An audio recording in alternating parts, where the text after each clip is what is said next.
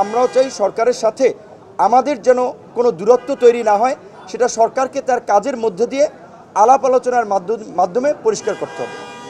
আমরা শেখ হাসিনার পতন পরবর্তী পরিস্থিতি পর্যালোচনা করে আমরা যে 42টি রাজনৈতিক দল যারা রাষ্ট্র সংস্কারের 31 দফা কর্মসূচি দিয়েছিলাম, এখন সকলে রাষ্ট্র সংস্কারের দাবি তুলছে। আমরা কিন্তু এটা গত 1 বছর আগেই দিয়েছি। সেই জায়গা থেকে এটাকে কিভাবে জনগণের মাঝে রাজনৈতিক মহল এবং সরকারের কাছে পৌঁছে দেওয়া যায়, এটার পক্ষে জনমত গঠন করা যায়, সেই লক্ষ্যে আমরা কাজ করব।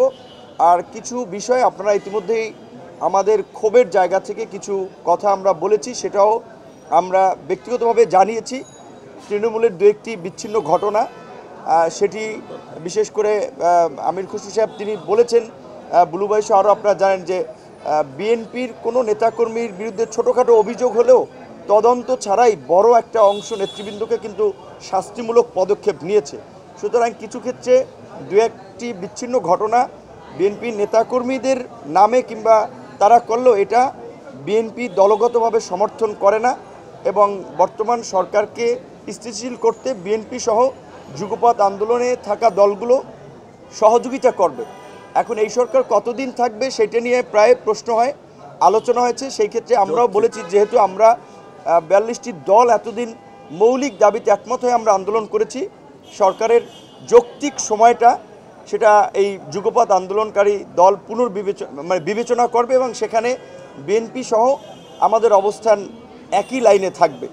পাশাপাশি আমরা সকলকে বলবো যে এখন দেশে যে একটা অস্থিরতা চলছে, আপনারা দেখেছেন গার্মেন্টস সেক্টরে অস্থিরতা তৈরি করা, শিক্ষা প্রতিষ্ঠানে যেই ছাত্ররা আপনার একটা যুগান্তকারী পরিবর্তন করলো, সেই ছাত্রদের মধ্যে অসহিষ্ণুতা তৈরি করার একটা চেষ্টা আজকে ঢাকা কলেজ, সিটি কলেজ কিংবা এর আগে বিভিন্ন জায়গায় যে ঘটনাগুলো ঘটছে, এর পেছনে পতিত স্বৈরাচার সরকারের একটা সংশ্লিষ্টতা পাওয়া যাচ্ছে। সেই ক্ষেত্রে আমরা সকলকে এই বিষয়ে সতর্ক থাকার আহ্বান জানাবো যে এই সমস্ত ঘটনায় যারা জড়িত হচ্ছে তাদেরকে চিহ্নিত করতে আইনশৃঙ্খলা বাহিনী সহ সরকারকে সহযোগিতা করা এবং এই যুগপৎ আন্দোলনে থাকা দল সহ বিরোধী দলের নেতৃবৃন্দ এটা নিরসনের জন্য কাজ করবে। কারণ এই সরকারের সফলতা ব্যর্থতা সামনে আমাদের রাজনৈতিক দলগুলো দেশের মানুষের উপরে বর্তাবে। সুতরাং আমরাও চাই সরকারের সাথে আমাদের যেন কোনো দূরত্ব তৈরি না হয়, সেটা সরকারকে তার কাজের মধ্যে দিয়ে আলাপ আলোচনার মাধ্যমে পরিষ্কার করতে হবে।